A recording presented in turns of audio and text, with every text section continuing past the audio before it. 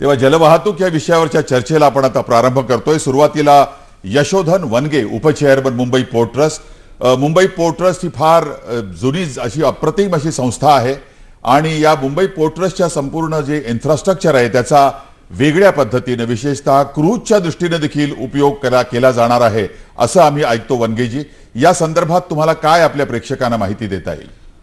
Mumbai बंदराने cruise tourism वाढवण्यासाठी काही धोरणात्मक निर्णय घेतलेले आहेत। या निर्णयामुळे क्रूजच्या जे नंबर ऑफ क्रूज जे मुंबई बंदराला व्हिजिट करणार आहेत यावर्षी, त्यात एक मोठ्या संख्येने वाढ झालेली आहे की यावर्षी आपल्याकडे जवळपास 59 क्रूज शिप हे मुंबई बंदराला भेट देणार आहेत।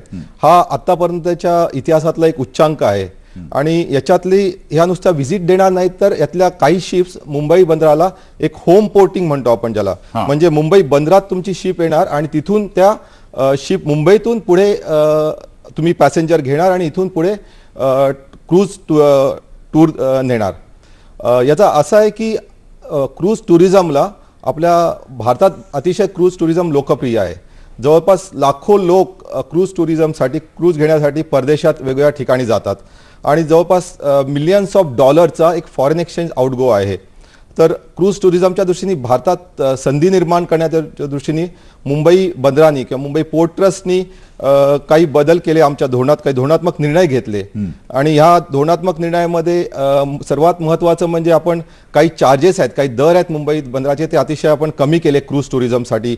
त्यांना काही वेळेचं बंधन होतं, ते वेळेचं बंधन हटवण्यात आलं आणि ह्या सर्व गोष्टीचा एक हा फायदा दिसून येतोय आणि ज्यामुळे मुंबई बंदरात किंवा भारतातच या क्रूज टुरिझमला एक मोठ्या प्रमाणावर चालना मिळेल। सध्या किती क्रूज महिन्याला इथे येत असतात आणि आगामी काळात किती येणार आहेत? सध्या आपण बघितलं तर गेल्या वर्षापर्यंत एक 40 क्रूज मुंबई बंदरात यायचे, पण हे क्रूज मुंबई बंदरात यायचे एक 12 ते 24 तास मुंबई बंदरात राहून त्यानंतर हे परत निघून जायचे। इथे कुठल्याही परिस्थितीने डोमेस्टिक पॅसेंजर आहे किंवा डोमेस्टिक क्रूज टुरिस्ट कुठल्याही पद्धतीने घेतला जात नव्हता। पण हा जो नवीन आपण धोरणात्मक बदल घेतलाय त्यामुळे प्रत्येक क्रूज मागे जवळपास 1400 पॅसेंजर जी क्रूज आपल्या इथे होम पोर्टिंग करणार आहेत किंवा टर्न अराउंड म्हणतो त्याला, म्हणजे इथे येतील क्रूज येतील, इथे पॅसेंजर उतरतील आणि इथे परत नवीन पॅसेंजर क्रूजमध्ये चढतील। जवळपास अशा तऱ्हेने जवळपास 1400 पॅसेंजर एका क्रूजमध्ये जाऊ शकतील। त्याच्यात दोन महत्त्वाच्या क्रूजबद्दल मी सांगू इच्छितो की एक जेंटिंग ड्रीम नावाची क्रूज येणार आहे। ही भारतात येणारी सर्वात मोठी क्रूज असेल आणि या क्रूजमध्ये जवळपास 3000 पॅसेंजर्स किंवा 3000 टुरिस्ट हे मुंबई बंदरातून या क्रूजमध्ये चढतील आणि एक हा मोठा इव्हेंट असेल। ही एक आणि त्यामध्ये म्हणजे भारतीयांसाठी जवळजवळ अनेक भारतीय तिथे चढतील। याच्यातल्या 3000 जवळपास 1000 ते 1500 टुरिस्ट हे बाहेरून येतील, परदेशातून येतील आणि 1000 ते 1500 टुरिस्ट हे मुंबईतून किंवा भारतातल्या इतर शहरातून इथे चढतील आणि याचा एक मोठा आपल्या इकॉनॉमिकला, स्थानिक अर्थव्यवस्थेला एक मोठा बूस्ट मिळणार आहे। कारण याच्यामुळे एअरपोर्ट, एअर तिकीटिंग म्हणा किंवा लोकल साईट सीइंग, हॉटेल म्हणजे अकोमोडेशन, या सर्वांना एक चालना मिळणार आहे। बरोबर। आपण मी आता गोपीनाथ ठोंबरे यांच्याकडे जातो। गोपीनाथजी, महाराष्ट्रातली तुम्ही महाराष्ट्र मेरीटाईम बोर्डसाठी काम करत असता, तिथं उपजिल्हाधिकारी म्हणून। महाराष्ट्र मेरीटाईम बोर्डनं बऱ्याचशा जे जेट्टीज आहेत त्यांची स्थिती वाईट असेल तर ती चांगली करणं, त्यानंतर प्रायव्हेट पार्टिसिपेशनचा देखील तुमचे प्रकल्प काही आहेत आणि एकूण महाराष्ट्रातली जलव्यवस्थेची स्थिती कशी आहे, फेरीबोट सर्व्हिसेस देखील अशा आहेत आणि इतर जिल्ह्यातली काय पोझिशन आहे ही जरा आपल्या प्रेक्षकांना तुम्ही सांगा। मी प्रेक्षकांना सांगू इच्छितो की महाराष्ट्र मेरीटाईम बोर्ड ही जलवाहतुकीसाठी एक नोडल एजन्सी म्हणून काम करते। आज महाराष्ट्रामध्ये जवळपास 39 ठिकाणी असे प्रवासी वाहतुकीचे मार्ग आहेत की ज्याच्यामधनं जलवाहतूक केली जाते। महाराष्ट्रामध्ये जवळपास 1,80,00,000 जे प्रवासी आहेत ते जलवाहतुकीचा लाभ घेऊन त्याचा प्रवास केला जातो। जलवाहतूक हे अतिशय महत्त्वाचं साधन असल्यामुळे महाराष्ट्र मेरीटाईम बोर्डाने ज्या महाराष्ट्र मेरीटाईम बोर्डाच्या जेटीज आहेत, आपण 400-450 जेटीचा उल्लेख केला, किंबहुना त्याच्यापेक्षा जास्त जेटीज आहेत फिशरीज आणि महाराष्ट्र मेरीटाईम बोर्डाच्या, त्यापैकी ज्या वापरण्यायोग्य जेटी आहेत त्यांचा आम्ही सर्वेक्षण पूर्ण केलेलं आहे माननीय मुख्यमंत्री साहेबांनीच मागच्या आमच्या बोर्ड मीटिंगमध्ये मान्यता दिलेली आहे की या जेटींचा खाजगीकरणाच्या माध्यमातून विकास करून जलपर्यटन किंवा जलवाहतूक आणि त्याचबरोबर त्या मार्गे काही सागरी वाहतूक होत असेल किंवा कोस्टल शिपिंग होत असेल तर त्याच्या माध्यमातून या जेट्यांचा विकास करून खाजगीकरणाच्या माध्यमातून खाजगी लोकांचा सहभाग घेऊन या जेट्यांचा विकास करून जलपर्यटनाला चालना देण्याचा मानस महाराष्ट्र मेरीटाईम बोर्डाने निश्चित केला आहे. त्याचबरोबर मुंबईच्या ईस्ट कोस्ट वरती जो काही वॉटर ट्रान्सपोर्टचा प्रोजेक्ट आहे, आपण बघतोय की मुंबईची ट्रॅफिक दिवसेंदिवस वाढत आहे. रेल्वे कमी पडते, बस कमी पडते, रस्ते कमी पडत आहेत. त्यामुळं याला एक अल्टरनेटिव्ह मोड ऑफ ट्रान्सपोर्ट देण्याच्या दृष्टीनं Maharashtra maritime board, Mumbai port trust आणि सिडको यांच्या माध्यमातून ईस्ट कोस्ट वॉटर ट्रान्सपोर्टचा एक महत्वाकांक्षी प्रकल्प राज्य सरकारनं हाती घेतलेला आहे. साधारणतः कुठून कुठपर्यंत असेल तो? याच्यामध्ये एक भाऊचा धक्का जे की आपण फेरी वार्फ म्हणतो मुंबईमध्ये, आज तिथूनही प्रवासी वाहतूक होते.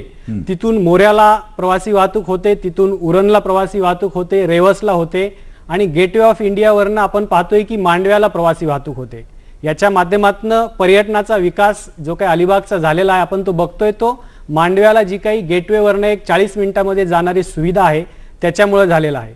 परंतु इथे फक्त प्रवासी वाहतूक होते, गाड्यांची कुठलीही वाहतूक होत नाही. आज गाडी म्हणजे लोकांचं एक छोटं घर झालेलं आहे. आपण पाहतोय की गाडी शिवाय लोकांना तो कम्फर्ट फील होत नाही कुठं बाहेर गेल्यानंतर. त्यामुळे आपण भाऊच्या धक्क्यावरनं मांडव्याला गाडीसह जाणारी रोरो सुविधा निर्माण करतोय. भाऊच्या धक्क्याला सिडको तिथलं बीपीटी तिथलं इन्फ्रास्ट्रक्चर डेव्हलप करतंय आणि मांडव्याला महाराष्ट्र मेरीटाईम बोर्डाच्या माध्यमातून समुद्रामध्ये भिंत बांधून, ज्याला आपण ब्रेक वॉटर म्हणतो, भिंत बांधून तिथे एक समुद्राच्या पाण्याची ट्रँक्युलिटी निर्माण करून 12 महिने चालू शकेल अशा पद्धतीची रोरो सर्व्हिस आपण तिथे चालू करतोय. त्याचबरोबर नेरूळ येथे, कारण मुंबईशी नवी मुंबई जोडणं आवश्यक आहे, त्यामुळे नेरूळ येथे सिडकोच्या माध्यमातून प्रवासी टर्मिनल आपण तिथे निर्माण करून हे तिन्ही जे आहेत भाऊचा धक्का, मांडवा आणि नेरूळ हे सिमलेसली आपण 12 महिने कनेक्ट करण्याचा, बारमाही जोडण्याचा प्रस्ताव आहे. बरोबर. आताच आपण नेरूळचा आपण उल्लेख केला आणि आपल्याला माहितच आहे, प्रेक्षकांना मी सांगू इच्छितो की कालच विधिमंडळ सभागृहात राज्याचे मुख्यमंत्री श्री देवेंद्र फडणवीस यांनी या संदर्भातली घोषणा केली की लवकरच आपण मुंबईच्या गेटवे पासून ते नवी मुंबईपर्यंत खास सेवा, प्रवासी सेवा सुरू करतोय. आणि ठाण्याचे आयुक्त जयस्वाल जे आहेत त्यांनी देखील त्यांच्या परिसरात देखील त्यांनी त्या पद्धतीचं काम करायचं अनाऊन्स केलेलं आहे. आपण आता या ठिकाणी महाचर्चेमध्ये एक छोटासा ब्रेक घेतोय आणि ब्रेक नंतर पुन्हा आपल्या चर्चेकडे जातोय. विश्रांतीनंतर पुन्हा एकदा महाचर्चेमध्ये आपलं स्वागत करतो. अतिरिक्त सहव्यवस्थापक महाराष्ट्र पर्यटन विकास महामंडळाचे श्री सतीश सोनी आपल्या सोबत आहेत. सतीशजी, आपल्या महाराष्ट्र पर्यटन विकास महामंडळाच्या वतीनं जसा तारकर्लीचा जो स्कुबा डायव्हिंगचा जो प्रकल्प आहे तशा पद्धतीचे इतरही ठिकाणी तुम्ही प्रकल्प उभे करू पाहताय आणि मुंबईच्या जवळपास महाराष्ट्र पर्यटन विकास महामंडळाचे काय प्रकल्प आहेत आणि जलपर्यटनामध्ये स्कुबा डायव्हिंग हे लोकांना अत्यंत आवडतं. बिलकुल बरोबर बोललात आपण. पर्यटनाची वाढ आपण बघितली तर दिवसेंदिवस लोकांमध्ये पर्यटनाचं फार आकर्षण आहे आणि विशेषतः जलपर्यटन म्हणजे पाण्यासोबतचं जे स्वच्छ पाण्यातलं पर्यटनासाठी लोकांचा विशेष ओढा आहे. MTDC म्हणजे महाराष्ट्र पर्यटन विकास महामंडळ हे पर्यटन क्षेत्रात अग्रेसर महाराष्ट्राने मॅन्डेट दिलेली संस्था आहे. यांनी 4 मोठे प्रकल्प सध्या हाती घेतले. आपण बरोबर बोललात की तारकर्लीचं स्कुबा डायव्हिंग इन्स्टिट्यूट जे आंतरराष्ट्रीय दर्जाचं स्कुबा डायव्हिंग इन्स्टिट्यूट आहे, जिथं आम्ही लोकांना प्रशिक्षण देतो स्कुबा म्हणजे अंडर वॉटर स्कुबा डायव्हिंग. पहिले तलाव, आमच्याकडचं जलतरण तलावामध्ये देणे, नंतर समुद्रात नेणे, समुद्रात जाऊन समुद्रात आत असलेले समुद्राचे सौंदर्य आहे ते निरीक्षण करणे आणि लोकांना प्रशिक्षण देणे हे काम आहे. नुकतंच महाराष्ट्र शासनाने आमच्या स्कुबा डायव्हिंग इन्स्टिट्यूटमध्ये जे लाईफ सेव्हिंग गार्ड जे आपल्याला प्रत्येक 4 जिल्हे महाराष्ट्राच्या कोकण किनारपट्टीचे रत्नागिरी, सिंधुदुर्ग, ठाणे यांच्यासाठी जे लाईफ गार्ड नेमायचं प्रशिक्षणाचे आदेश दिले, त्यासाठी तारकर्लीच्या आमच्या स्कुबा डायव्हिंग इन्स्टिट्यूटमध्ये आम्ही प्रशिक्षण काम सुरू केलं आहे आणि हे लाईफ सेव्हिंगचं काम लोकांना करणार आहे. हा झाला एक प्रकल्प जो आमचा ऑक्टोबर 2015 मध्ये सुरू झाला. 3 मोठे प्रकल्प आम्ही अजून हातात घेतले. एक महत्वाचा प्रकल्प आहे ठाणे खाडी पर्यटन प्रकल्प, ज्याच्यात ठाणे महापालिका MMB यांच्या सहकार्याने आम्ही तिथे jetty, houseboat, floating restaurant, club house, parking हे असं व्यवस्था करून एक आकर्षक ठिकाण तिथे आम्ही निर्माण करतोय. त्याचे कार्यादेश देण्यात आले. दुसरं, जुहू बीचवर इतका लोड आहे, त्याच्या बाजूची जी अंधेरी बीच आहे तिथं एक आम्ही वॉटर स्पोर्ट्सची ऍक्टिव्हिटी मोठी सुरू करतोय. त्याचे आमचं टेंडर फायनलाइज झालंय आणि प्रायव्हेट पब्लिक ट्रान्सपोर्ट मोडमध्ये आम्ही ते करतो. आणि चौथा महत्वाचा प्रकल्प एम्फिबियन बस, लोक त्याला डग बसही म्हणतात. JNPTच्या सहकार्याने JNPTने हे 5.5 कोटी रुपयाची बस घेतली आहे आणि आता झालेलं ते मेरिटाईम समिटमध्ये MTDC आणि JNPT या दोघांच्या मिळून या बसचं आम्ही प्रचलन मुंबईत करणार आहोत की नरिमन पॉइंट NCPAच्या समोरून ते गिरगाव चौपाटीपर्यंत हे बस रोडवर आणि त्याच्यानंतर पाण्यात चालेल. साधारणतः 45 मिनिटाची सफर असेल आणि यामध्ये पर्यटकांना आम्ही वेगळा आनंद या माध्यमातून देणार आहोत. हे झाले 4 नवीन प्रकल्प, पण जुन्या प्रकल्पाला आपल्याला विसरता येणार नाही. कारण की यापूर्वी पर्यटन मंडळचे काय काम करते, जलवाहतुकीचे म्हणा किंवा ऍडव्हेंचर स्पोर्टचे म्हणा, गिरगाव चौपाटी ऑलरेडी आमचं एक सुंदर केंद्र आहे. त्याचप्रमाणे आमच्या हाऊसबोटचे प्रकल्प आहे. तारकर्ली, सिंधुदुर्ग, रत्नागिरी आणि नुकतंच मुंबईला बेलापूर येथे आम्ही एक नवीन हाऊसबोट आणली आहे. म्हणजे पर्यटकांच्या सेवेसाठी, जलवाहतुकीचा आनंद येण्यासाठी ह्या हाऊसबोटचा पर्याय, ऍडव्हेंचर स्पोर्टचा पर्याय आणि काही जागी कुंडलिका रिव्हर आहे तिथे रिव्हर राफ्टिंगचा प्रकल्प आहे किंवा काही ड्राय रिव्हर्स आहे तिथले प्रकल्प आहे किंवा कोरल घालण्याच्या लोकांना आहे. वेगवेगळ्या गोष्टी ज्याच्यामध्ये पर्यटकांना आवड आहे त्या आवड पूर्ण करण्यासाठी आणि पर्यटकांनी त्याचा आनंद लुटता यावा त्या ऍक्टिव्हिटी आम्ही करतो. हेच कशाला तर आमचं स्वतःचे सेंटर आहे. सोनीजी, आपण पुढच्या राऊंडमध्ये त्या संदर्भात आणखीन बोलूच. बरोबर. पण प्रसाद केरकर आपल्या बरोबर आहेत आणि हे अलिबागमध्ये असतात. दैनिक कृषीवल म्हणून जो तिथला प्रख्यात वृत्तपत्र तिथलं जे आहे त्याचे ते संपादक म्हणून काम करत असतात. प्रसादजी, मला एक सांगा की आतापर्यंत गेल्या काळामध्ये गेल्या 20-25 वर्षामध्ये आपण पाहतोय की जी सक्सेसिव्ह वेगवेगळी शासन गव्हर्नमेंट्स आपल्या महाराष्ट्रामध्ये आली त्यापैकी अनेकांनी अशा तऱ्हेच्या घोषणा केल्या, पण यावेळेला देवेंद्र फडणवीस सरकार जे आहे ते या संपूर्ण गोष्टीकडे गांभीर्यानं पाहताना आपल्याला दिसतंय का? नंबर 1.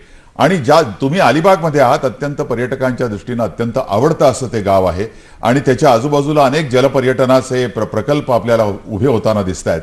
या एक पत्रकार या नात्यानं तुम्ही हे जे निरीक्षण करत आलायत आणि आत्ता जे काही घडतंय या सध्याच्या शासनाकडून त्याबद्दल काय म्हणाल तुम्ही?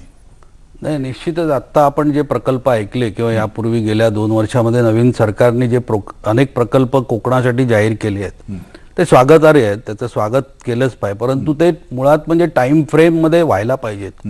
आजपर्यंत आपण खूप ऐकलंय कोकणाविषयी, आपण अनेक प्रकल्प आले, त्याचं पुढे काय झालं काहीच कल्पना, पुढे त्याचा कोणी ताळेबंद कधीच बांधला नाही की नेमकं कुठल्या प्रकल्पाचं काय झालं.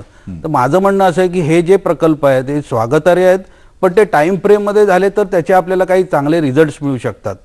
आता उदाहरणार्थ त्याचं सिंधुदुर्ग जिल्हा पर्यटन जिल्हा म्हणून त्यावेळी जगात देशामध्ये जाहीर झालेला पहिला जिल्हा होता. परंतु त्याचं पुढे काय झालं, गेले 20 वर्षापूर्वी याचं जाहीर केलेला जिल्हा आहे, परंतु आज सिंधुदुर्गामध्ये पर्यटनासाठी विशेष एफर्ट्स गेल्या 20 वर्षात सरकारने काय केले, त्याच्यात वेगवेगळ्या पक्षाची सरकार आली परंतु कोणी त्याच्यात स्पेशल असं काहीच केलं नाही. त्यामुळे मला असं वाटतं की अशा प्रकारचे प्रकल्प येतात परंतु त्याचे ते रिझल्ट ओरिएंटेड असले पाहिजेत. आता उदाहरणार्थ झालं तर आता आपल्याला कोकणासाठी 720 किलोमीटर लांबीचा एवढा समुद्र किनारा लाभलेला आहे. खूप मोठी देणगी आहे आपल्याला. म्हणजे केरळ ज्याच्यावरती करोडो रुपये कमवतं त्याचं आपण त्या तुलनेत आपण फार कमी उत्पन्न कमवतो. कारण का तर आपण आपलं पोटेन्शियलच वापरत नाही. आपल्या बाजूला सिंधुदुर्गच्या बाजूला गोवा आहे. गोव्यामध्ये काय आहे, सिंधुदुर्गापेक्षा नवीन असं काहीच नाही आहे, परंतु गोवा आपल्या कित्येक पटीने जगात नाव झालेलं आहे. तर आपण त्या प्रकारे का त्याचं मार्केटिंग करत नाही, त्याच्यासाठी जे इन्फ्रास्ट्रक्चर लागतं ते का करत नाही. आपण फक्त आता पण खासगी सहभाग जो आहे तो याच्यात असणं अत्यंत आवश्यक आहे असं मला वाटतं. तुम्हाला नाही का वाटत? निश्चित. कारण कसं आहे, सरकारकडे हे सगळे प्रकल्प करण्यासाठी पैसे नाही आहेत ते आपण समजू शकतो. तर त्याच्यासाठी खासगी सहभाग असणं आता ही काळाची गरज आहे. माझं म्हणणं एक आहे, खासगी सहभाग असो की काही असो त्यांच्यावरती मॉनिटरिंग करण्यासाठी सरकारने व्यवस्थित आपली बॉडी ठेवली पाहिजे, परंतु ते वेळेत व्हायला पाहिजेत. तर त्याचे आपल्याला निश्चित परिणाम काय ते दिसू शकतात आणि लोक त्याचं एन्जॉयमेंट त्याची घेऊ शकतात. आता यांच्या प्रश्नाचं मी उत्तर देतो तुम्हाला.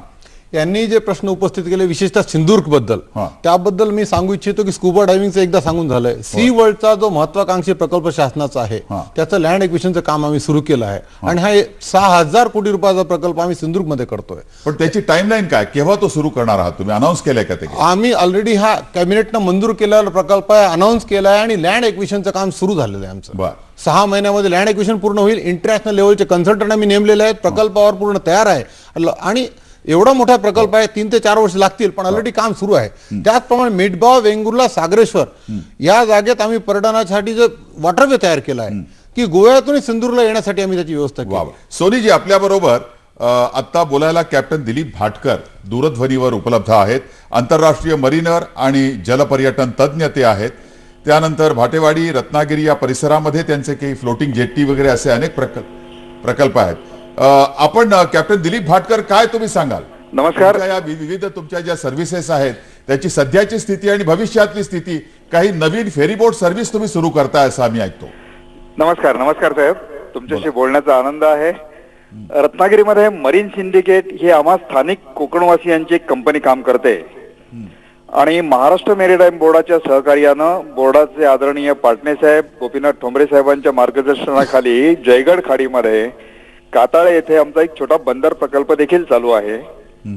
याच्या पुढे पर्यटन क्षेत्रामध्ये काम करण्याचा आमचा मानस आहे आणि रत्नागिरीच्या लगतच असलेली भाटेची खाडी म्हणजे मूळ काजळी नदी या ठिकाणी काही जलपर्यटन सुरू करावं या दृष्टीने आमचा आता प्रयत्न सुरू झालेला आहे.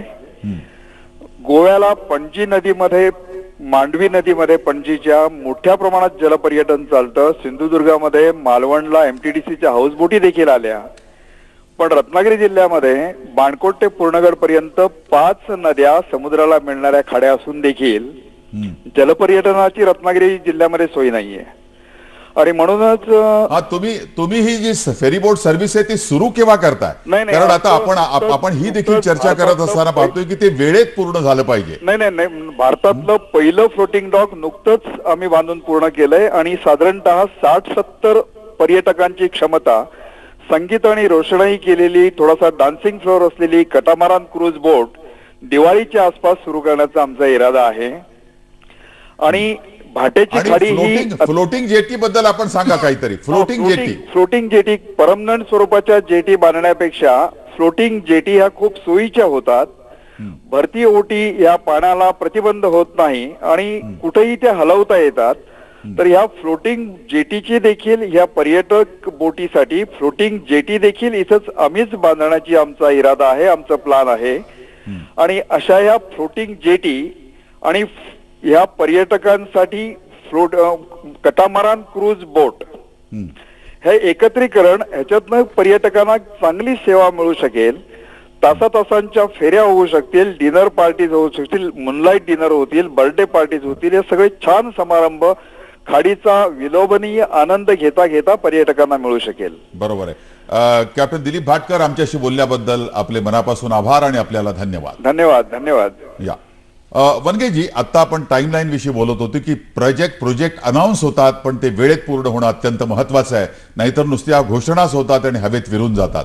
तुम्ही मुंबई पोर्ट ट्रस्टच्या वतीनं या संदर्भात काय म्हणताय? टाइमलाईनच्या बद्दल बोलायचं झालं तर आता मी क्रूज टुरिझम बद्दल सांगितलं. हो. त्यातले जे काही धोरणात्मक निर्णय आहेत ते ऑलरेडी झालेले आहेत आमच्याकडून आणि त्या पद्धतीने जो क्रूजचा तुम्ही जो नंबर बघितला गेल्या वर्षीच्या तुलनेत तो ऑलरेडी वाढलेला आहे. त्यामुळे या धोरणात्मक बदलामुळे जे इफेक्ट दिसायचे ते ऑलरेडी दिसायला लागलेले आहेत.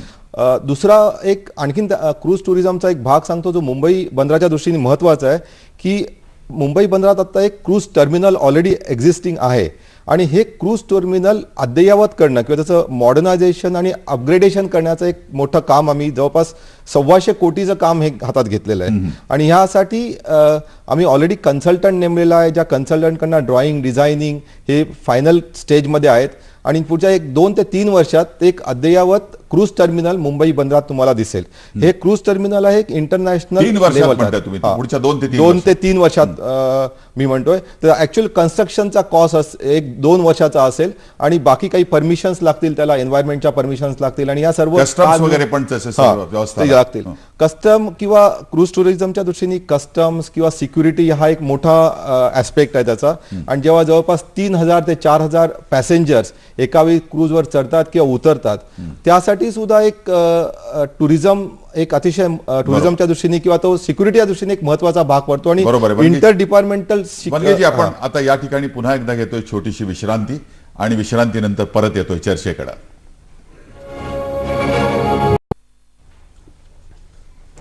महाचर्चा कार्यक्रमामध्ये छोट्याशा विश्रांतीनंतर मी पुन्हा आपलं स्वागत करतोय. विश्रांतीनंतर सुरुवातीला आपण मुंबई आणि मालदीव दरम्यान जी एक क्रूज सर्व्हिस आहे कोस्टा निओ क्लासिका या कंपनीची, त्यांची लवकरच ती सुरू होतीये आणि त्याच्या मुंबई समन्वयक किंवा संचालक आपण म्हणूया नलिनी गुप्ता या आता आपल्याशी बोलतील.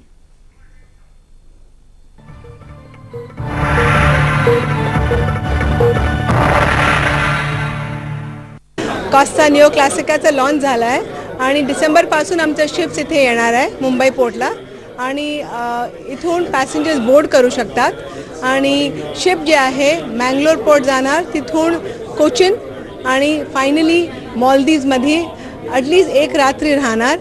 7 रात्रचं ड्युरेशन आहे क्रूजसाठी आणि परत येताना ते शिप कोलंबो जाणार आणि गोवा टच करून मुंबई येणार परत. मुंबई पोर्टची आहे फार कन्व्हिनियंट आहे, बॅलेड एस्टेटला आहे, तर लोकांना नुसतं गाडी नाही तर टॅक्सीमध्ये पोचायला फ्लाईट नाही घ्यायला जरूरत पडतं. नुसतं शिपला पोचायला नुसतं टॅक्सीमधून पोचू शकतात.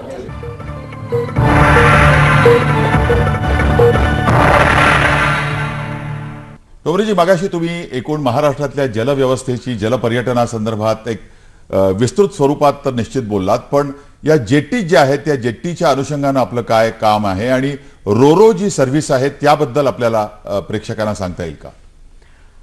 जसं मी आपल्याला सुरुवातीलाच पहिल्या चर्चेमध्ये सांगितलं की रोरोचा फायदा जो आहे, कारण रोरोचा अर्थच असा आहे की रोल ऑन रोल ऑफ, म्हणजे गाडीसह तुम्ही त्या शिपमध्ये किंवा व्हेसलमध्ये रोल ऑन व्हायचं आणि ज्या डेस्टिनेशनला तुम्हाला जायचं आहे त्या ठिकाणी गेल्यानंतर रोल ऑफ व्हायचं, म्हणजे आपण तिथून निघायचं आणि पुढच्या प्रवासाला लागायचं आहे.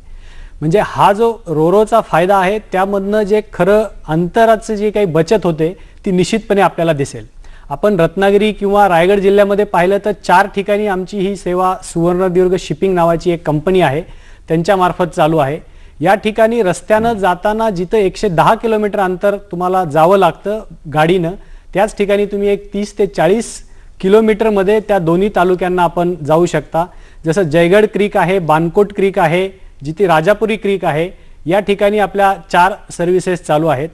त्याचबरोबर या सेवेची आवश्यकता व या सेवेचं प्राप्त झालेलं महत्त्व याच्या अनुषंगानं आम्ही Virar to Vasai, Vasai to Bhayandar, Borivali to Gorai आणि मारवे टू मनोरी, त्याचबरोबर रेवस टू करंजा अशा नवीन 5 ठिकाणी आम्ही त्याचा स्टडी चालू केलेला आहे आणि या 5ही ठिकाणी आमच्या रोरो सर्व्हिसेस पुढील काही दिवसामध्ये करण्याचा मानस आहे.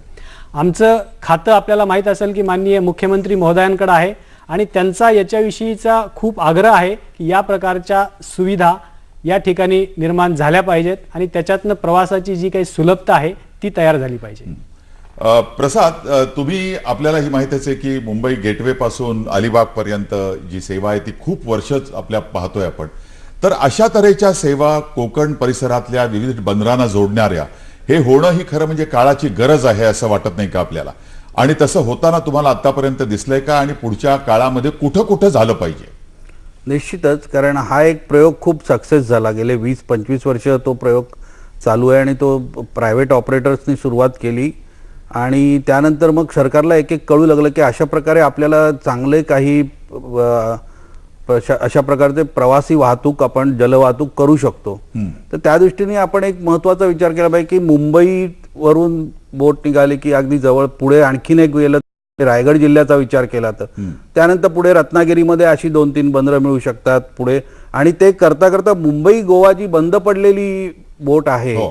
जी 80 मला वाटतं 85च्या आसपास बंद पडली, तर ती बोट परत एकदा सुरू करण्याचा प्रयत्न व्हायला पाहिजे. मागे एकदा केला होता एका प्रायव्हेट ऑपरेटरनी, परंतु तो त्यावेळी सक्सेस झाला नाही. पण मला असं वाटतं आत्ता जर तो प्रयोग केला तर, कारण आता आपल्याकडे अफोर्डिंग क्लास थोडा वाढलेला आहे आणि लोक टुरिझमसाठी खर्च करायला तयार आहेत. दरवर्षी त्यांचं एक ठराविक टुरिझमसाठी एक बजेट आपल्याकडे असतं. तर अशा प्रकारचे जर मुंबई गोवा जर बस झाली, क्रूजचं झाली तर उत्तमच, परंतु अगदी रुटीन जरी झाली तरी आपल्याला सध्या जे रस्ते खराब आहेत त्याच्यावरती एक चांगलं सोल्युशन आपण मिळू शकतं. प्लस आता तुम्ही अगदी रेल्वेला कधी तातडीने जाऊन तिकीट मिळालं असं कधीच होत नाही. हो. तर त्यासाठी आपल्याला एक पर्यायी एक चांगली वाहतूक सेवा त्यातून होऊ शकते आणि आपण रेल्वेच्या कमी पैशात आणि परत मला असं वाटतं की कमी वेळेत पोचलं असं जर त्याचा पर्याय असेल तर ती बोट चांगली सक्सेस होऊ शकते मुंबई गोवा. वनगेजी, तुम्ही या तुमच्या संस्थेच्या वतीनं, पोर्ट ट्रस्टच्या वतीनं ही दीपगृह जी आहेत ठिकठिकाणी, ती त्याविषयी पण लोकांना खूप आकर्षण असतं पर्यटकांना. तर या संदर्भातला काही प्रकल्प तुमच्या डोळ्यासमोर आहे का? भारतात जवळपास 189 दीपगृह आहेत आणि या 189 दीपगृहापैकी 78 दीपगृह ही भारत सरकारने किंवा नौकानयन मंत्रालयाने आयडेंटिफाय केलेली आहेत. या 78 दीपगृहापैकी 34 दीपगृह आहेत ही आयलँड्सवर आहेत. तर या ठिकाणी दीपगृह पर्यटन किंवा आयलँड टुरिझम हे डेव्हलप करावं असं, आणि हे पण खाजगी उद्योजकाच्या माध्यमातून किंवा प्रायव्हेट इन्व्हेस्टमेंटच्या माध्यमातून PPP तत्वावर अशा तऱ्हेने हा मानस आहे. आणि महाराष्ट्रातले जवळपास 7 दीपगृह ह्या प्रोजेक्ट्समध्ये आहेत आणि यातलं मुंबई पोर्ट एक महत्त्वाचं दीपगृह आहे. खांदेरी आयलँड किंवा कान्होजी आंग्रे आयलँड आहे, तिथे ऑलरेडी आपण डेव्हलपमेंटचा प्रोग्राम चालू केलेला आहे. एक 14.5 कोटी खर्च करून आपण तिथे एक ऑल वेदर जेट्टी बांधतोय. जवळपास 150 मीटर लांबीची 4 मीटर रुंद अशी जेट्टी तिथे बांधण्याचं काम ऑलरेडी अवॉर्ड केलेलं आहे. जानेवारीमध्येच माननीय नौकानयन मंत्री आणि माननीय मुख्यमंत्र्यांनी त्याचं भूमिपूजन केलं. साधारणतः या डिसेंबरमध्ये ही जेट्टी रेडी होईल. त्यामुळे खांदेरी बेटावर आपण 12 महिने जाऊ शकतो, कुठल्याही काळात, म्हणजे भरती असो ओटी असो, त्या ठिकाणी आपण तिथे जाऊ शकतो. यानंतर आपण डॉक्टर चंद्रकांत मोकल यांच्याबरोबर बोलणार आहे. सुवर्णदुर्ग शिपिंग, दापोली 4 ठिकाणी म्हणजे राजपुरी, बाणकोट, दाभोळ, जयगड इथं त्यांची फेरी बोट सर्व्हिस आहे आणि त्यामध्ये विस्तार त्यामध्ये करण्याचा देखील त्यांचा विचार, आणि त्यांच्याशी आपण दूरध्वनीच्या माध्यमातून बोलतोय. डॉक्टर मोकल, मी आपलं स्वागत करतो महाचर्चा कार्यक्रमामध्ये. प्रदीपजी नमस्कार. नमस्कार. मला एक सांगा की सध्याची फेरीबोट वाहतूक याची सद्यस्थिती आणि येणाऱ्या काळात भविष्यातली स्थिती याबद्दल आपण काय सांगू शकाल, आणि त्याचबरोबर तुमची ही जी फेरीबोट सर्व्हिस आहे त्यामध्ये व्यावसायिक म्हणून तुम्ही काय काय अडचणी पाहत आलात आणि काय नेमकं केलं पाहिजे प्रशासनाने?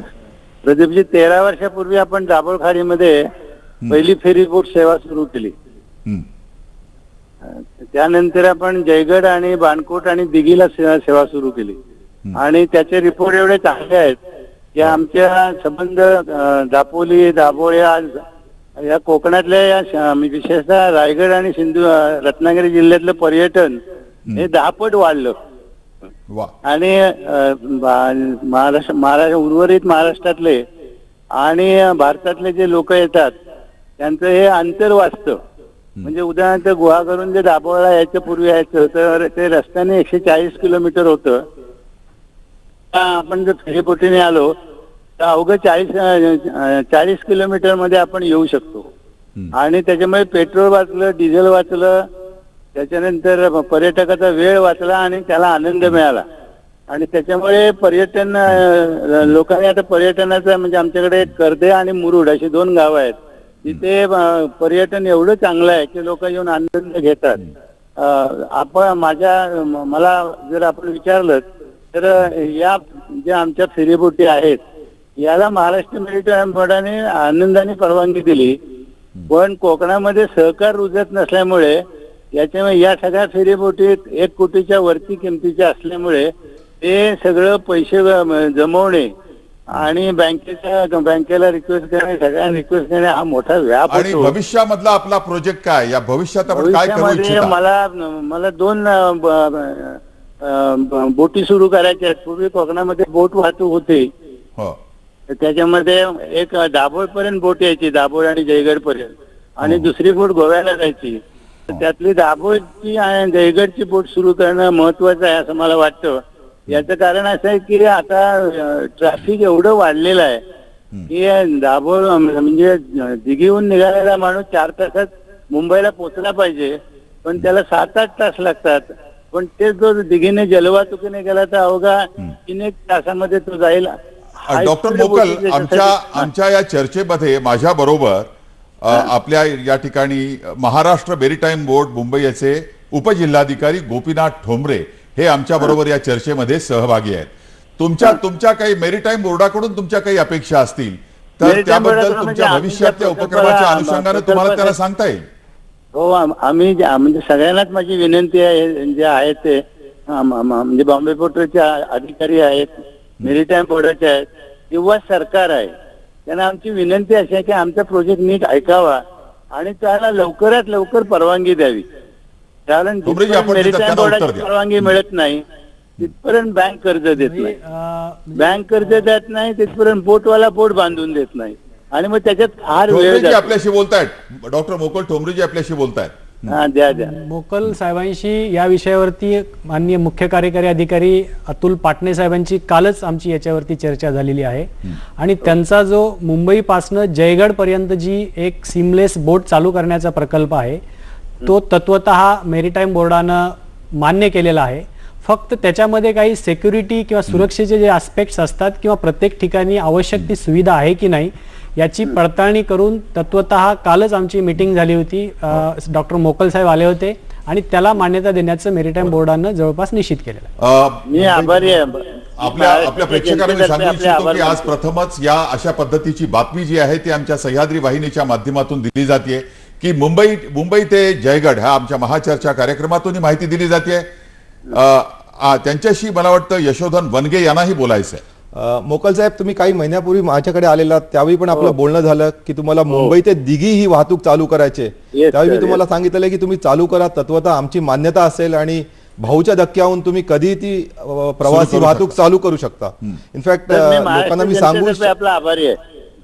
एक आणखीन गोष्ट मी सांगू शकीन की भाऊचा धक्का आहे तिथे आतापर्यंत आपल्याकडे 2 जेट्टी आहेत, लँडिंग जेट्टी म्हणतात. तिथे आम्ही आणखीन 3 लँडिंग जेट्टी निर्माण करतोय. हे प्रवाशांच्या सोयीच्या दृष्टीने तसेच सेफ्टीच्या दृष्टीने अतिशय महत्वाचं आहे. कारण आताच बघितलं आपण 2च जेट्टी असल्यामुळे हे डबल बँकिंग होतं, डबल ट्रिपल बँकिंग होतं. म्हणजे तुम्ही बोटीत चढायचं असेल तर पहिले पहिल्या बोटीत, नंतर तिथून दुसऱ्या बोटीत आणि नंतर तिसऱ्या बोटीत चढायला लागतं. पण 3 लँडिंग जेट्टी नवीन निर्माण झाल्यामुळे प्रत्येक बोट ही धक्क्याला लागू शकेल आणि अतिशय प्रवाशांच्या दृष्टीने अतिशय सोयीचं होईल आणि सुरक्षिततेचं होईल. मोकलजी, खरं म्हणजे आता आपल्याशी गोपीनाथ ठोंबरे आणि त्याचप्रमाणे यशोधन वनगे दोघेही बोललेले आहेत, ज्येष्ठ अधिकारी आपल्याशी बोललेले आहेत. आणि मला असं वाटतं की बहुतेक त्यांच्या बोलण्यानं आपलं समाधान झालेलं असावं. हो, माझं समाधान झालं. मला एक ऍड करायचं आहे की आपण आमच्याकडे दिघी, त्याच्यानंतर दाभोळ आणि जयगड ही अशी 3 महत्वाची बंदरे आहेत. त्या बंदराच्या आजूबाजूला पर्यटकांना 10 ते 15 ठिकाणं आहेत. म्हणजे 2 रात्री आणि 3 दिवस त्या ठिकाणी प्रत्येक ठिकाणी ते राहू शकतात. आणि म्हणजे जसं आपण सिंगापूरला वगैरे जातो आणि तिथे आपण फिरतो तशाच प्रकारचं फिरणं सहज शक्य आहे आणि त्याच्यामध्ये पर्यटकांना मोठा आनंद मिळेल. आमच्याकडे निसर्ग कोकणात सौंदर्य आहे, बंदरे चांगले आहेत, आमच्याकडे मासे भरपूर आहेत आणि त्याचा सगळ्यांनी सहभाग घ्यावा. सोनीजी तुम्हाला काही सांगायचं का? बिलकुल. सोनीजी हे बघा, ठोंबरेजी सोनीजी आपल्याशी बोलतायत. डॉक्टर साहेब, आपली सूचना एकदम रास्त आहे. त्याला अनुसरूनच आम्ही रत्नागिरी जिल्ह्याचा जो पर्यटन विकास आराखडा केला पूर्ण जिल्ह्याचा, त्यामध्ये सर्व जेटी, तिथं हाऊस बोटची सेवा आणि आपसामध्ये रो सेवा करून पर्यटक कसे आकर्षित करता येतील हा एक भाग. त्या भागामध्ये वॉटर स्पोर्टची व्यवस्था दुसरं, आणि रत्नागिरी जिल्ह्यातले जे सुंदर बीचेस आहे त्याची सेफ्टी, या तिन्ही गोष्टीचा महत्वाकांक्षी कार्यक्रम आम्ही आखला आहे आणि त्याची अंमलबजावणी सुद्धा सुरू केली आहे. त्याच्यामुळे बीच काम आम्ही सुरू केलेत. डॉक्टर मोकल, खरं म्हणजे आता हे सगळं संवाद ऐकल्यानंतर मला असं वाटायला लागलंय की तुम्ही म्हणता की 3 दिवस पर्यटनासाठी तिथे येतील हा हो तुम्हाला वोकल काही बोलायचंय का आमच्याशी?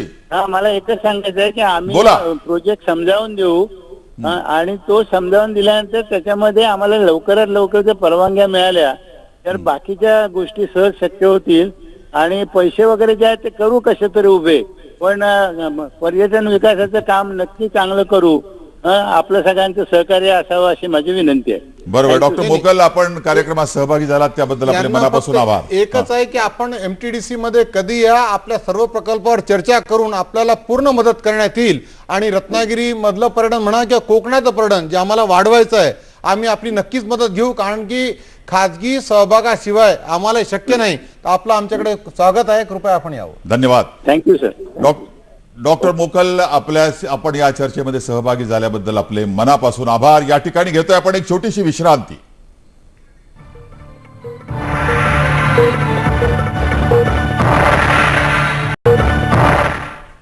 महाचर्चेच्या अंतिम चरणामध्ये आपण आलेलो आहोत आणि या चरणामध्ये आपण भविष्यात नेमकं काय झालं पाहिजे तो भविष्याचा वेध घेण्याचा प्रयत्न करणार आहोत. प्रसाद केरकर यांना मी सुरुवातीला विचारतोय की काय तुम्हाला असं वाटतं की पर्यटनाचं खरं म्हणजे गेल्या अलीकडच्या 1-2 वर्षामध्ये आणि विशेषतः सध्या आपण पाहतोय चित्र फार चांगलं होईल असं वाटतंय. तुमचं मत काय आणि पुढे काय झालं पाहिजे? नाही, निश्चित काही प्रकल्प चांगले येत आहेत, ते मी मगाशी म्हटल्याप्रमाणे वेळेत पूर्ण व्हायला पाहिजेत आणि त्याचबरोबर ज्या प्रकारे केरळ आणि गोवा यांनी एक त्यांचा ब्रँड तयार केला तसा आपल्याला कोकण हा एक ब्रँड तयार करावा लागेल. पूर्ण कोकणाचे 4 जिल्हे एक कोकणातलं पर्यटन म्हणून चांगल्या रीतीने विकसित होण्यासाठी त्याचा ब्रँड आपण पहिला देशात आणि मग जगात पोहोचवू शकतो. त्या दृष्टीने आत्तापासून आपल्याला त्याच्या हालचाली कराव्या लागतील. आणि आणखीन एक महत्वाची गोष्ट म्हणजे लोकल लोकांना त्या तिकडच्या प्रकल्पामध्ये त्यांना उद्योजक कसे होतील, ते उद्योजक कसे होतील या दृष्टीने आपण त्याची पावलं टाकली पाहिजेत. मला असं वाटतं तारकर्लीचा जो प्रकल्प आहे तो काहीतरी कोल्हापूर किंवा साताऱ्याच्या उद्योजकांनी येऊन केलाय, त्याचं स्वागत आहे, निश्चित चांगली गोष्ट आहे. परंतु कोकणातून का नाही अशा प्रकारचे उद्योजक तयार होत याचाही आपण शोध घेतला पाहिजे. आणि कोकणातल्या त्या मातीतले लोक जर त्यात सहभागी झाले तर पर्यटनचं कल्चर जे आहे ते चांगल्या रीतीने विकसित होईल, जे गोव्यात आणि केरळात झालेलं आहे. तर त्या दृष्टीने मला वाटतं आत्तापासून आपण त्याची सुरुवात केली तर पुढच्या 5 वर्षात चांगले रिझल्ट्स मिळू शकतात. बरोबर. ठोंबरेजी, खरं म्हणजे महाराष्ट्रातल्या कित्येक जेट्टी ज्या आहेत त्या रत्नागिरीच्या मांडवीचंच उदाहरण द्यायचं झालं तर अत्यंत भग्नावस्थेत त्या जेट्टी आहेत. त्यांचं एकूण स्वरूप जे आहे ते आपल्याला आधुनिक करता येईल का आणि पुन्हा आणखीन काय पुढच्या काळात झालं पाहिजे आणि होणार आहे? मी आपल्याला सांगू इच्छितो की महाराष्ट्र मेरीटाईम बोर्डाने अतिशय 2-4 गोष्टीवरती महत्वाकांक्षी काही निर्णय घेतलेले आहेत. सर्वप्रथम जे आपले नॅशनल वॉटरवेज आहेत, जे इनलँड वॉटरवेज अथॉरिटी ऑफ इंडियानी महाराष्ट्रामध्ये जवळपास 14 नॅशनल वॉटरवेज डिक्लेअर केलेले आहेत, जे खाड्यांमध्ये 7 आहेत आणि वरती घाटावरती 7 नद्या असे 14 वॉटरवेज डिक्लेअर केले आहेत. तर त्याचा अभ्यास इनलँड वॉटरवेज अथॉरिटी आणि महाराष्ट्र मेरीटाईम बोर्ड यांनी चालू केलेला आहे. त्या अभ्यासाच्या अंती त्या भागामध्ये पर्यटन असेल, वाहतूक असेल, प्रवासी वाहतूक असेल, कार्गो वाहतूक असेल, याचा एक सर्वंकष आराखडा बनवण्याचं काम चालू आहे. दुसरं, आपण जे म्हणलात की या सर्व ज्या जेटीज आहेत या जेटीचं सर्वेक्षण आम्ही पूर्ण केलेलं आहे आणि या जेटीचं सर्वेक्षण करून त्या जेटीचा जास्तीत जास्त कसा वापर करता येईल आणि ट्रान्सपोर्टवरती डेडिकेटेड लक्ष देण्यासाठी माननीय मुख्यमंत्री साहेबांनी एक वॉटर ट्रान्सपोर्ट कॉर्पोरेशन निर्माण करण्याला तत्वतः मान्यता दिलेली आहे. म्हणजे आमचा फोकस आम्ही या वॉटर ट्रान्सपोर्टवरती निश्चितपणे परत आणखी आणलेला आहे आणि आम्ही त्याच्यावरती काम करत आहोत. त्याचबरोबर एक उत्सुकता म्हणून मी आपल्याला सांगू इच्छितो की जसं निर्मल ग्राम अभियान होतं किंवा जसं महात्मा गांधी तंटामुक्त अभियान होतं, त्याच धर्तीवरती जे बीचेस आहेत आपले त्यांच्यामध्ये आम्ही निर्मल सागर किनारा अभियान राबवू इच्छितो आणि त्यालाही माननीय मुख्यमंत्री साहेबांनी तत्वतः मान्यता दिलेली आहे. या सागर किनाऱ्यांमध्ये स्पर्धा लावून, एक स्वच्छतेची स्पर्धा लावून आम्ही त्याच्यामध्ये सागर किनारे स्वच्छ करण्यामध्ये भाग घेऊ इच्छितो. त्याचबरोबर MTDCच्या बरोबरीनं काम करून काही सी प्लेन असतील, ॲम्फिबियन बस असतील, हाऊसबोट असतील, या प्रकल्पांमध्ये पण महाराष्ट्र मेरीटाईम बोर्ड म्हणून जी काही आमची भूमिका असेल ती आम्ही अतिशय क्रियाशीलपणे करण्याचं धोरण निश्चित केलेलं आहे. बरोबर. या ठिकाणी आपण पुन्हा घेतो एक छोटीशी विश्रांती आणि विश्रांतीनंतर कार्यक्रमाच्या खरोखरच अंतिम टप्प्यामध्ये आपण जातोय. LCF सुफला, कृषी समृद्धीची गुरुकिल्ली. नवीन रंगात, नवीन ढंगात आणि नवीन वेळेत कृषी समृद्धीची गुरुकिल्ली पाहायला विसरू नका. फक्त सह्याद्री वाहिनीवर शेतीविषयक आधुनिक तंत्रज्ञानाची परिपूर्ण माहिती देणारा शेतकऱ्यांच्या यशोगाथेवर आधारित कार्यक्रम दर शनिवार ते बुधवार सायंकाळी 7:25 फक्त सह्याद्री वाहिनीवर कृषी समृद्धी. विश्रांतीनंतर पुन्हा एकदा स्वागत आपलं महाचर्चेच्या अंतिम चरणामध्ये. सोनीजी, तुम्ही भविष्याकडे पाहता तेव्हा आणखीन पुढील काळामध्ये काय काय योजना आपल्या झाल्या पाहिजेत आणि होत आहेत? केरकर साहेबांनी 2-3 मुद्दे जे उपस्थित केले त्याला उत्तर दिलं तर माझ्या योजना समजतील. बरोबर. पहिली गोष्ट त्याने सांगितलं की कोकणाचा असा विकास झाला पाहिजे की त्या मानानं जास्त परदेशी पर्यटक, देशी पर्यटक यावे. त्यासाठी मागच्या अधिवेशनात माननीय मुख्यमंत्री महोदयांनी कोकणाचं वेगळं पर्यटन विकास महामंडळ करण्याचं घोषित केलं. त्याची कारवाई आमची सुरू आहे. हा एक भाग. दुसरा, कोणत्याही गावाचं पर्यटन वाढवायचं झालं तर प्रचार आणि प्रसार त्याचा झाला पाहिजे. त्यासाठी मी वेगळे ब्रॉशर, पुस्तिका, व्हिडिओ फिल्म आम्ही केल्या. त्याचप्रमाणे नुकतंच आम्ही एक आयोजन, मोठं भव्य आयोजन नोव्हेंबरमध्ये ठेवलं. 11, 12, 13, 14 नोव्हेंबरला मुंबई ते गोवा जे आपले किल्ले आहेत त्याचे फोर्ट सेलिंग रॅली साधारण 20 यार्ड घेऊन एक प्रायव्हेट आयोजकासोबत आम्ही ते प्रचार प्रसाराचं काम करतो. चौथी गोष्ट, कोकणासाठी केंद्र सरकारने स्वदेश दर्शन योजनेअंतर्गत आम्हाला नुकते 100 कोटी रुपये सिंधुदुर्गसाठी मंजूर केले. त्यात 8 वेगवेगळे सर्किट आहे आणि प्रत्येक जागी बीचेसवर आणि समुद्र किनाऱ्यावर आणि फोर्टला जोडून आम्ही पर्यटकासाठी फॅसिलिटी उभ्या करतो आहे की ज्याच्या माध्यमातून पर्यटनाचा, कोकणाचा विकास आणि पर्यायाने महाराष्ट्राचा विकास होईल असं आम्हाला वाटतंय. वनगेजी, आपण काय म्हणाल? मुंबई बंदराच्या दृष्टीने फ्युचरिस्टिक 2 योजना मी सांगू इच्छितो. एक पश्चिम किनारपट्टीवर जसं आता ठोंबरे साहेबांनी सांगितलं, सी प्लेन किंवा एम्फिबियन बस MTDC जी आहे, या सर्व जे प्रोजेक्ट्स आपण राबवतो, मुंबई बंदराने पण तिथे फ्लोटिंग रेस्टॉरंट किंवा अशा तऱ्हेचे प्रोजेक्ट राबवण्याचा प्रयत्न केलेला. तिथे एक लँडिंग पॉईंटचा एक मोठा इश्यू होतो आणि लँडिंग पॉईंट नसल्यामुळे या प्रोजेक्टना तेवढं यश मिळत नाही. म्हणून मुंबई बंदर म्हणजे मुंबई पोर्ट ट्रस्ट एक all weather common user jetty निर्माण तिथे करते, जेणेकरून हे जे सर्व प्रोजेक्ट्स आहेत म्हणजे वॉटर स्पोर्ट्स असतील किंवा सी प्लेन असेल, फ्लोटिंग रेस्टॉरंट असेल, या सर्वांना एक लँडिंग पॉईंट मिळेल तिथे. हा एक प्रोजेक्ट झाला. दुसरा प्रोजेक्ट, मगाशी मी दीपगृह पर्यटनाबद्दल बोललो, तिथे एक जेटीचं मी सांगितलं. त्याबरोबरच खाजगी विकासाच्या माध्यमातून तिथे आपण अनेक फॅसिलिटीज निर्माण करतोय. तिथे रिसॉर्ट असणार आहे, रेस्टॉरंट असणार आहे. तिथे 150 वर्ष जुनं दीपगृह आहे, तर दीपगृह टुरिझम आहे ते डेव्हलप करणार आहोत आपण. तिथे शिवकालीन किल्ला आहे, खांदेरी किल्ला, त्या किल्ल्यावरची जी भग्नावस्थेत असलेली फोर्ट वॉल आहे ते रिस्टोरेशनचं एक काम शक्य झाल्यास ते आपण हातीत घेऊन एक हेरिटेज वॉक तिथे करणार आहोत. तसंच तिथे सुद्धा वॉटर स्पोर्ट्स करण्याच्या दृष्टीने आपण काही पावलं उचलणार आहोत. मला ठोंबरेंना विचारायचं असं की खाजगी जेट्टी कोणाला जर डेव्हलप करायची असती तर त्याबद्दल महाराष्ट्र मेरीटाईम बोर्डाच्या वतीनं BOT तत्वावर काही परवानगी अशा देत आहे आणि काय केलं पाहिजे? जर एखाद्याला खाजगी जेट्टी आमची विकसित करायची असेल तर निश्चितपणे आम्ही सध्या एक्सप्रेशन ऑफ इंटरेस्ट काढायच्या स्टेजमध्ये आहोत. काही जेटीज, जसं मी सुरुवातीलाही सांगितलं आपल्याला, की आम्ही आयडेंटिफाय केलेल्या आहेत. कुठल्या पोटेन्शियल जेटीज आहेत त्याचं ग्रुप करून आम्ही त्याचं एक्सप्रेशन ऑफ इंटरेस्टच्या माध्यमातून त्यांना देण्याचा किंवा प्रयत्न आम्ही करत आहोत.